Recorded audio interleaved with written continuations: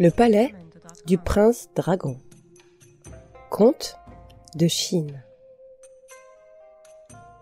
Une fois par an, le 5e jour de la 5e lune, se déroulait sur le fleuve à Jinfeng, en Chine, une compétition qui attirait les amateurs du pays tout entier.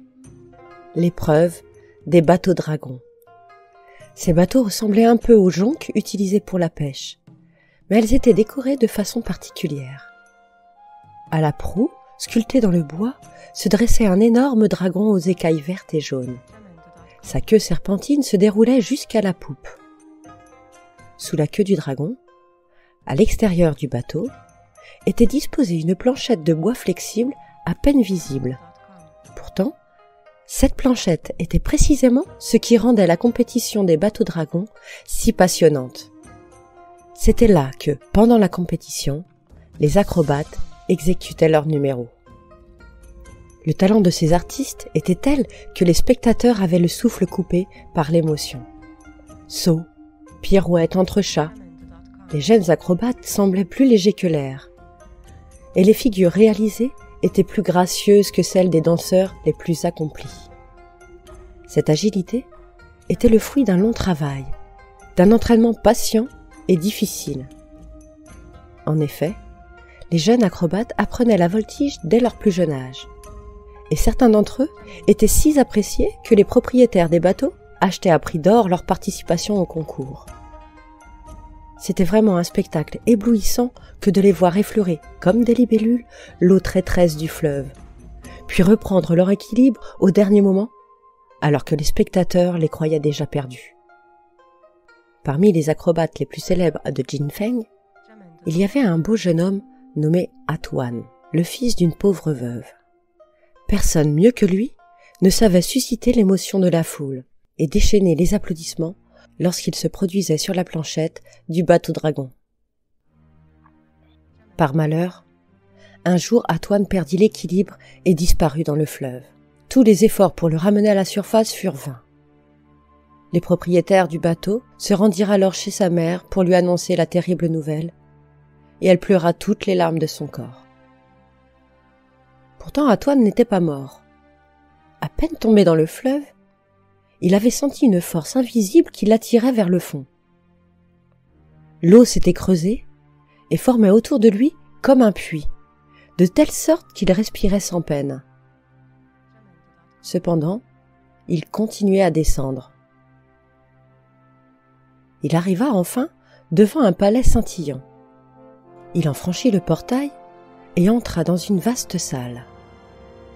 Sur le trône de cristal était assis un homme d'allure majestueuse, coiffé d'un étrange casque d'or, qui l'accueillit avec un sourire.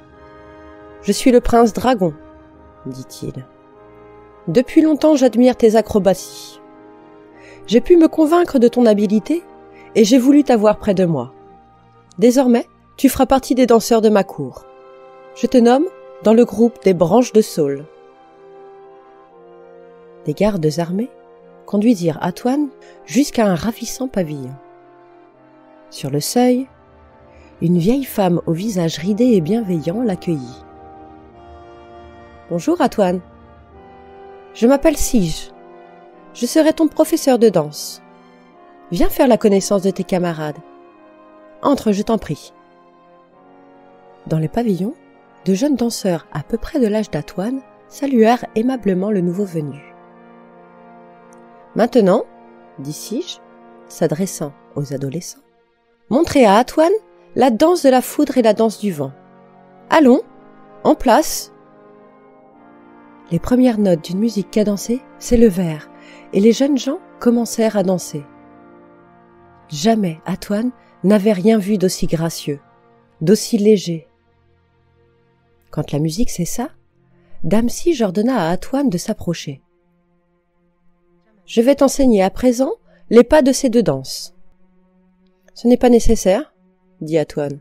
« Dites aux musiciens de jouer et je vous montrerai ce que je sais faire. » La première note retentit et le jeune homme commença à danser. Quand enfin il s'immobilisa, la vieille dame applaudit avec enthousiasme. « Bravo, tu es merveilleux ! tu es presque l'égal de Fleur d'été. » Atoine ne savait pas qui était Fleur d'été, mais au ton de Sige, il pouvait deviner que c'était un compliment. Le lendemain, le prince dragon soumit tous ses danseurs à un examen sévère. Les jeunes gens furent conduits par petits groupes dans une cour spacieuse dont le centre était occupé par un trône de cristal et de nacre. Les premiers danseurs à se produire furent les lutins. C'étaient de jeunes garçons à visage humain et à corps de poisson. Ils dansaient dans un bassin en frappant dans des disques de cuivre et faisaient grand bruit. À chaque coup de tambourin, ils sautaient hors de l'eau et allaient toucher la voûte céleste. Et des étoiles tombaient, une poussière d'or qui se répandait sur le bassin. Puis ce fut le tour des petites hirondelles, charmantes fillettes qui dansaient légères, légères au son d'une flûte.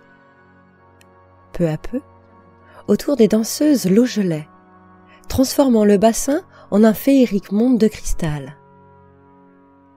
Quand la danse fut achevée, la glace fondit. Le prince dragon, qui observait le spectacle d'un air satisfait, fit un signe d'approbation aux petites hirondelles. Elles coururent s'asseoir autour du trône. Le défilé des danseurs continua sous le regard stupéfait de Atoine. « Maintenant, c'est le tour des petites fleurs, » murmura dame Sige à son oreille. « Observe-les bien. » Les petites fleurs étaient très jeunes.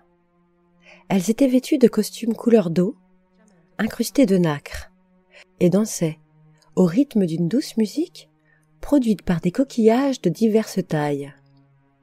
Elles étaient si délicates et vives qu'elles ressemblaient à des oiseaux ou à des papillons. Atoine retenait sa respiration.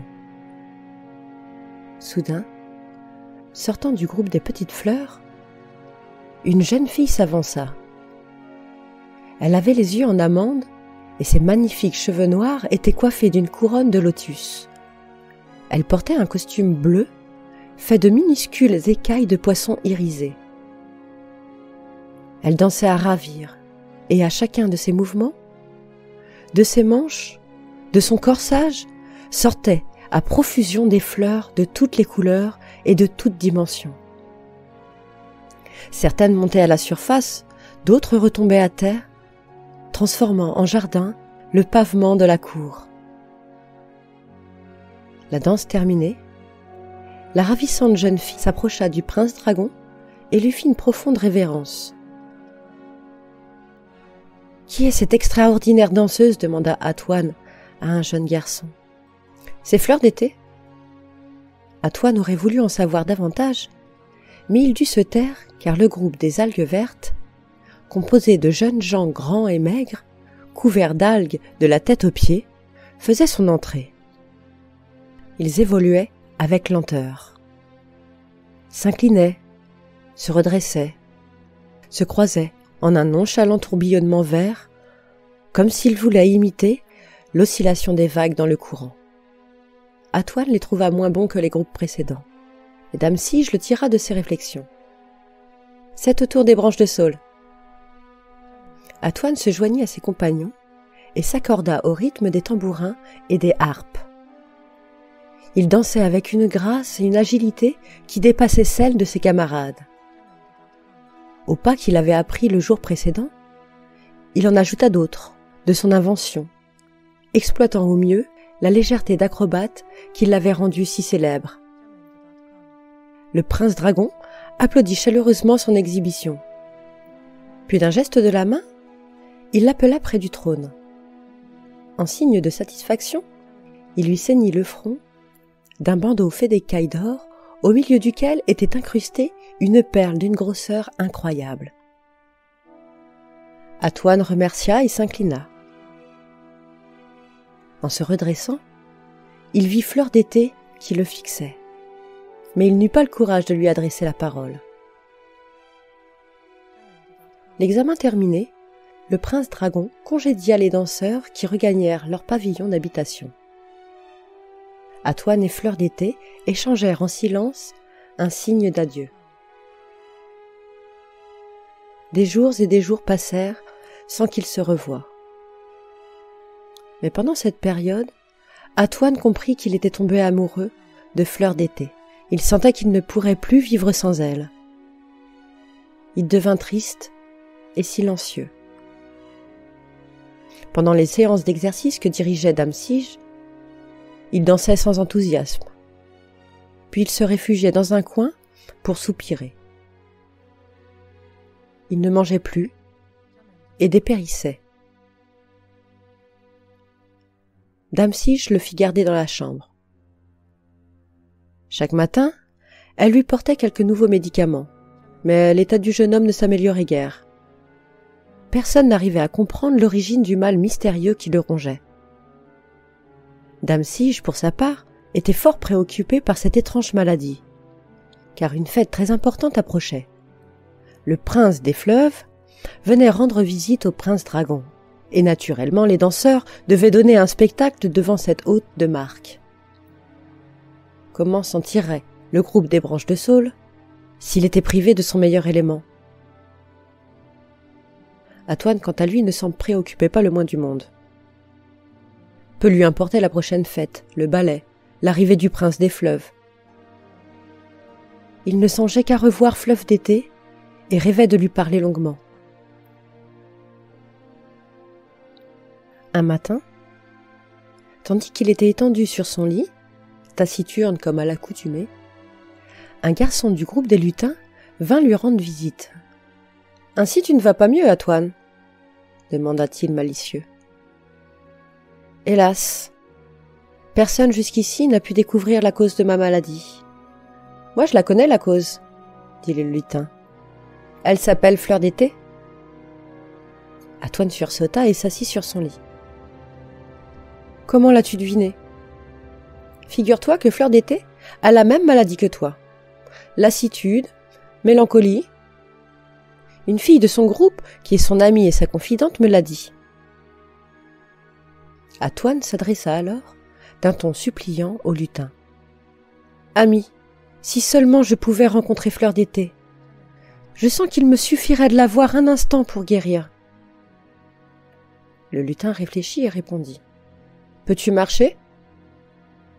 Pour voir Fleur d'été ? Je me traînerai au bout du monde. Alors suis-moi. »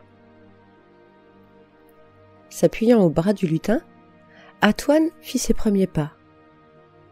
À mesure qu'il avançait, il sentait revenir ses forces.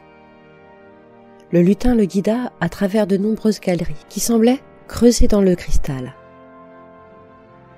Il s'arrêta enfin devant une porte.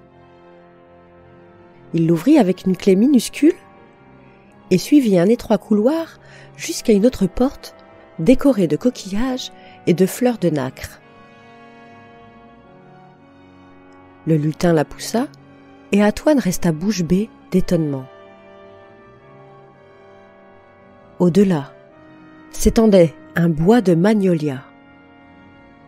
Les arbres étaient si hauts qu'on n'en distinguait pas la cime, et leurs immenses feuilles d'un vert brillant auraient abrité sans peine plusieurs personnes. L'air était saturé de l'étourdissant parfum des fleurs. Antoine sentit que la tête lui tournait. Il ferma les yeux et respira profondément 2 ou 3 fois. Au bout d'un moment, il se sentit mieux et put suivre le lutin qui, avec sa queue de poisson, avançait lestement. Les pétales fanés des fleurs de magnolia formaient au sol un tapis épais et moelleux. Enfin, le lutin s'arrêta sous un arbre plus grand que les autres, tout couvert de fleurs d'un blanc éclatant. « Nous sommes arrivés. Repose-toi et attends, » dit-il à son compagnon.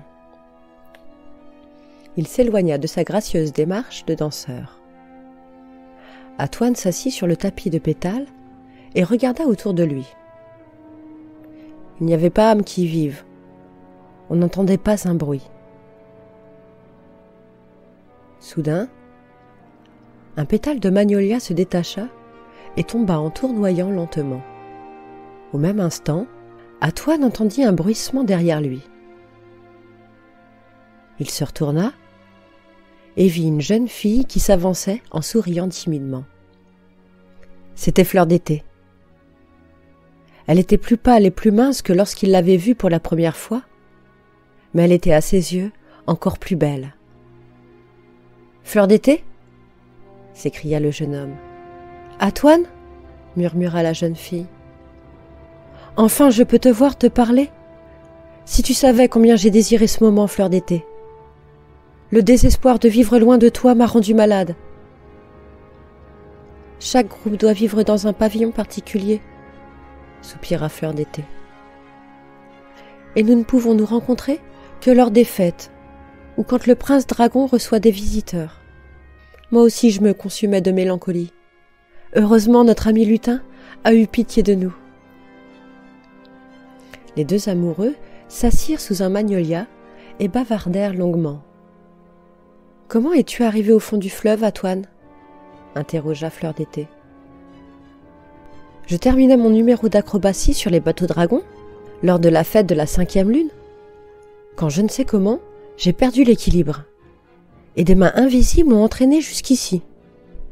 Et toi, Fleur d'été ?»« À moi aussi il est arrivé quelque chose de semblable, » répondit la jeune fille. « C'était par une chaude journée d'été. J'étais sur la jonque de mon père. Je me suis penchée par-dessus bord pour me laver les mains, et à cet instant, j'ai senti une force qui m'attirait dans l'eau. Je me suis retrouvée devant le prince dragon, et depuis ce jour, je n'ai fait que danser. Tout le monde est gentil avec moi et me traite comme une princesse. Mais je regrette ma famille et la vie d'autrefois. Je voudrais tellement retourner sur la terre. »« Moi aussi, » dit Antoine. « Parfois je pense à ma mère. Elle doit me croire noyée. Je songe à sa douleur et je voudrais pouvoir la rejoindre. Mais je crains bien que ce soit impossible. »« Tu as raison, » murmura Fleur d'été, les yeux pleins de larmes. « D'ici, on ne s'enfuit pas. Nous sommes étroitement surveillés, et nous le serons encore davantage maintenant qu'approche la fête en l'honneur du prince des fleuves. Jusque-là, nous ne pourrons même plus nous rencontrer dans les bois. » La prédiction de Fleur d'été se révéla exacte. Les danseurs étaient si occupés par les répétitions, et Dame Sige les surveillait si étroitement qu'il fut impossible aux deux jeunes gens de se revoir seuls. Mais désormais, Antoine savait qu'il reverrait la jeune fille. Il ne se sentait plus désespéré comme auparavant. Aussi recommença-t-il à danser avec zèle, et Dame Sige fut très satisfaite de ses progrès. « Bravo, Antoine! Non seulement tu es le meilleur des branches de saule, mais tu égales en habileté Fleur d'été. » Le jour de la grande fête arriva enfin. Le prince des fleuves occupait un trône auprès du prince dragon, devant une vaste esplanade. Les ballets commencèrent vers le milieu de l'après-midi. Tous étaient là.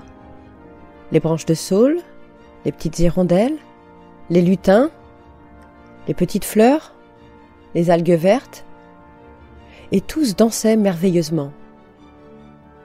Mais Fleur d'été se surpassa, et le prince des fleuves l'applaudit chaleureusement. La fête terminée, les princes échangèrent de splendides cadeaux, et peu après, chacun regagna son propre palais. Les danseurs furent autorisés à rester un moment entre eux pour commenter le spectacle. Antoine allait d'un groupe à l'autre cherchant Fleur d'été. Il ne la vit nulle part. Il demanda à l'un des lutins, toujours bien informé de ce qu'il se passait au fond du fleuve, s'il savait où elle était. « Fleur d'été est partie avec la suite du prince des fleuves. Elle va enseigner la danse à sa fille et aux dames de sa cour. » Le chagrin d'Antoine fut immense. Il avait attendu avec tant d'espoir le moment où il reverrait Fleur d'été dans le bois de magnolia. Il se précipita vers Dame Sige pour lui demander de l'envoyer lui aussi à la cour du prince des fleuves. Il enseignerait la danse à ses fils. Mais Dame Sif secoua la tête et dit que c'était impossible. Désespéré, Atuan arracha de son front le bandeau d'écailles d'or et chercha un refuge pour donner libre cours à ses larmes. Quelques mois passèrent. Atuan était de plus en plus triste. Il refusait de danser et même de s'alimenter. Le jour où fut annoncée la mort de Fleur d'été, son cœur faillit éclater de douleur. On disait qu'elle s'était noyée. Elle était montée sur la terrasse du palais du prince des fleuves et avait disparu. Atuan refusa d'abord de croire cette nouvelle, pour le moins étrange. Comment Fleur d'été, habituée depuis des années à vivre dans l'eau, aurait-elle pu se noyer? Mais le temps passait sans que la jeune fille réapparût. Si bien qu'un jour, Atuan se résigna à admettre sa disparition. Pour adoucir sa peine, il résolut de retourner dans le bois de Magnolia. Il marcha longtemps sur les tapis de pétales, versant des larmes amères et évoquant ses souvenirs. Tout à coup, il se retrouva devant une haute muraille contre laquelle était appuyée une échelle. À son vif étonnement, il découvrit que cette muraille était formée d'eau solidifiée. Alors il décida de grimper à l'échelle. Il monta si haut qu'il dépassa la cime des immenses magnolias et atteignit le sommet de la muraille. Au-delà s'étendait le fleuve dont la surface était agitée de violents tourbillons. Atuan ferma les yeux et sauta.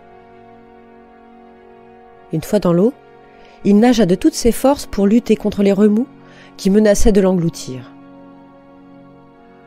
Exténué, il parvint enfin dans une zone où les eaux étaient plus calmes. Il leva la tête. Au-dessus de lui, resplendissait le soleil. Ébahi et heureux d'avoir reconquis sa liberté, le jeune homme se laissa entraîner par le courant. Au bout d'un moment, il se remit à nager, et une demi-heure plus tard, il rejoignit la terre ferme. Non loin de là, un pêcheur était en train de jeter ses filets. Il considéra d'un air étonné le jeune garçon ruisselant d'eau, et habillé d'un luxueux vêtement brodé de perles, il l'interpella donc. « Et toi, mon garçon, d'où viens-tu » Atuan pensa qu'il ne valait mieux pas raconter son histoire. Personne ne le croirait. « Ma jonque a chaviré, » répondit-il. « Et je me suis sauvé à la nage, mais je ne sais pas où le courant m'a entraîné. »« Où habitais-tu avant le naufrage ?» demanda le pêcheur de plus en plus intrigué. « À Jinfeng. »« Tu as de la chance, c'est seulement à quelques lieues d'ici. »« Et quelle route dois-je prendre ?»« Tourne à gauche, puis longe le fleuve. Après le second méandre, tu seras à Jinfeng. » Atuan remercia le pêcheur et s'enfuit dans la direction indiquée. Tout en cheminant, il se demandait combien de temps s'était écoulé depuis qu'il était tombé dans l'eau. La fête avait eu lieu au printemps, et la saison paraissait ne pas avoir changé. Mêmes arbres en fleurs, même herbe tendre et fraîche, même ciel limpide. Était-ce possible qu'au fond de l'eau, le temps fût arrêté ? Il dépassa la première boucle du fleuve et ralentit un peu le pas, car l'émotion de se retrouver dans son pays lui coupait les jambes, et il ne parvenait pas encore à croire qu'il avait échappé au prince dragon. Après la seconde boucle, la ville apparut enfin. Les tuiles de porcelaine luisaient au soleil. Les routes fourmillaient de monde. Allongeant sa foulée, la gorge serrée d'émotion, le jeune homme se dirigea vers la demeure où il était né et il avait grandi. Il s'apprêtait à pousser la petite grille du jardin quand il entendit une voix fraîche et mélodieuse dans la maison. « Madame Cheng, voici votre fils qui arrive. » Antoine s'arrêta, comme pétrifié. Cette voix, il ne l'avait entendue qu'une seule fois, mais il l'aurait reconnue entre mille. C'était celle si douce de Fleur d'été. Tandis qu'il se tenait là, figé, le cœur battant follement, la porte de la maison s'ouvrit toute grande. Et sur le seuil, apparurent l'une soutenant l'autre, sa vieille mère et la belle jeune fille. Fleur d'été était plus resplendissante que jamais. Elle avait les pommettes roses et les yeux brillants. Ses longs cheveux noirs étaient dénoués sur ses épaules. Elle portait un vêtement brodé de perles et de pierres précieuses, et au cou, un magnifique collier de corail. Les deux femmes embrassèrent Antoine en pleurant de joie, puis elles l'entraînèrent à l'intérieur. Elles insistèrent pour qu'il se restaure, car il était à bout de force.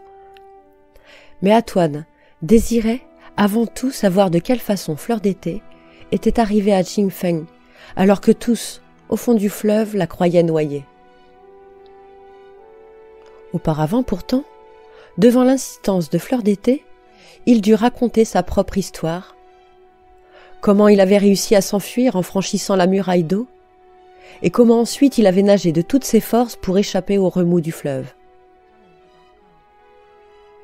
Quand son récit fut achevé, Fleur d'été prit la parole.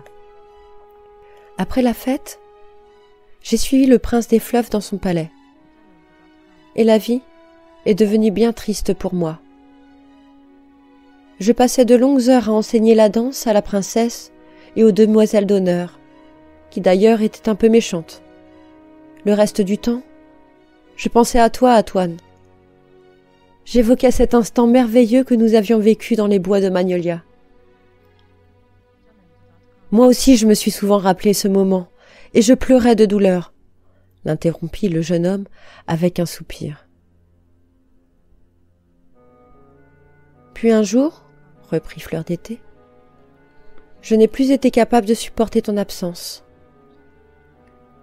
J'ai décidé d'aller sur le toit le plus haut du palais, dans l'espoir d'apercevoir, même de loin, le pavillon dans lequel tu vivais. Je montais des centaines et des centaines de marches et parvins finalement sur une terrasse faite de plaques de corail. Je me penchais pour regarder en direction des pavillons du prince dragon, quand tout à coup, je glissais et tombais dans l'eau. D'abord le courant m'entraîna, puis je réussis à nager et à gagner la rive. Et ensuite, demanda Antoine ému. Je courus vers mon village. Là, j'appris que ma famille avait péri dans un naufrage. Alors je me suis mise en route pour Jingfeng, où j'ai retrouvé ta mère et à qui j'ai demandé l'hospitalité. Madame Cheng intervint. J'ai été si heureuse d'apprendre par Fleur d'été que tu étais encore vivant, mon fils. Mais je croyais bien ne jamais te revoir, et je pleurais sans cesse. Fleur d'été, au contraire, était pleine d'espoir et cherchait à me consoler. Les faits lui ont donné raison. Tu es de nouveau parmi nous, sain et sauf. Antoine et Fleur d'été décidèrent de célébrer leurs noces immédiatement. Ils vendirent les perles et les pierres précieuses qui ornaient leurs vêtements. L'argent qu'ils en tirèrent leur permettrait de vivre sans souci pendant de nombreuses années.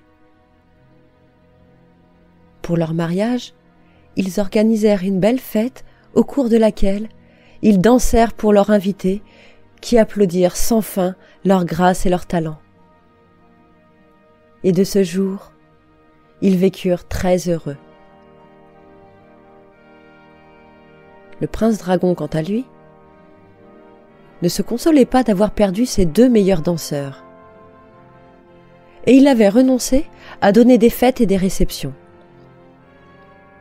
Pendant longtemps, il se demanda comment Atoine et Fleur d'été avaient pu s'enfuir du royaume aquatique, pourtant si bien gardé. Merci de m'avoir écouté. Les histoires lues par unlivreunjeu.fr. À bientôt pour une nouvelle histoire.